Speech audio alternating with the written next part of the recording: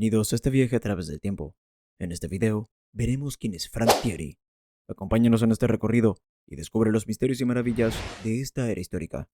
Pero antes, no olvides suscribirte. Es gratis.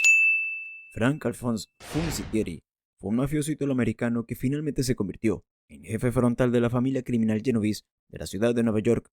Tieri nació el 22 de febrero de 1904 en Castel Gandolfo, Lazio, Italia. Hijo de Carmela Tofano y Agustino Tieri, tenía dos hermanas, Asunta y Antonieta. Frank emigró de Nápoles a la ciudad de Nueva York con su familia en 1911.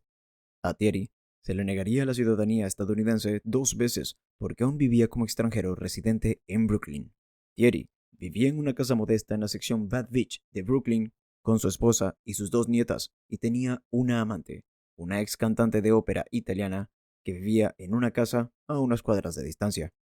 Cuando Tieri era preguntado por su ocupación, él afirmaba ser empleado de un fabricante de ropa deportiva. En 1972, tras el asesinato del jefe en funciones de la familia Genovese, Thomas Evoli, Tieri se convertiría en el jefe de la familia. En ese momento, se especuló que el jefe de la familia criminal Gambino, Carlo Gambino, había ordenado el asesinato de Evoli porque éste le debía $4 millones. Según esta teoría, Gambino quería que Tieri fuera el jefe de la familia Genovese. Sin embargo, la mayoría de los expertos ahora creen que Tieri era simplemente una fachada para el verdadero jefe de los Genovese, Philip Benisquint Lombardo. Luigi Angelo Martino, el infame arquitecto del blanqueo de dinero de la familia Genovese, trabajaba directamente bajo sus órdenes. Tieri era considerado un mafioso diplomático, de bajo perfil y una buena fuente de ingresos para la familia, que creía firmemente en compartir la riqueza con sus capos y soldados.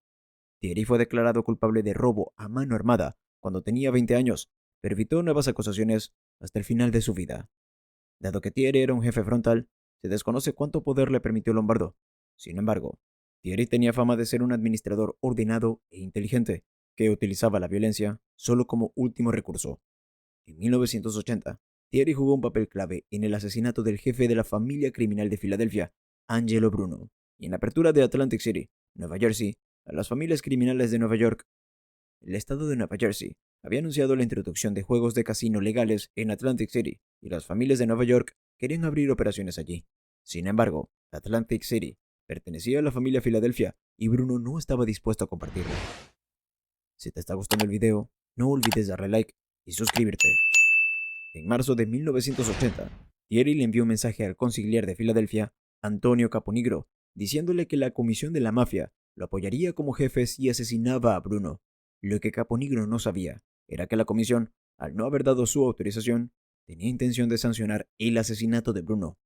El 21 de marzo de 1980, Angeli Bruno, de 69 años, fue asesinado por un disparo de escopeta en la cabeza, mientras estaba sentado en su automóvil frente a su casa, cerca de la intersección de 10th Street y Snyder Avenue, en el vecindario Lower Moyamensing del sur de Filadelfia. Su conductor, John Stanfa, resultaría herido.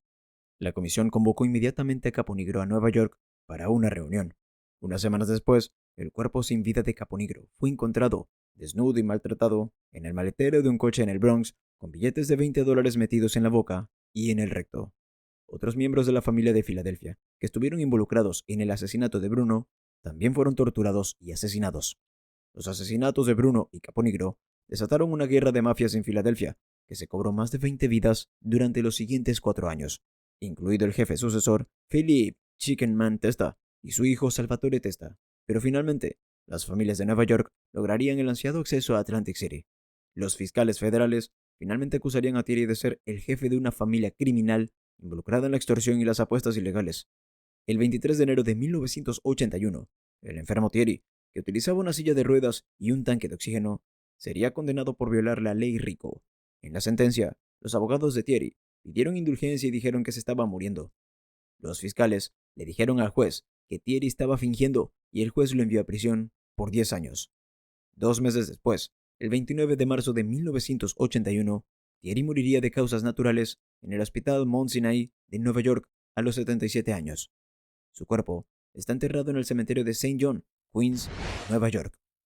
Si te gustó este video, no olvides suscribirte y activar las notificaciones para ver más contenido como este.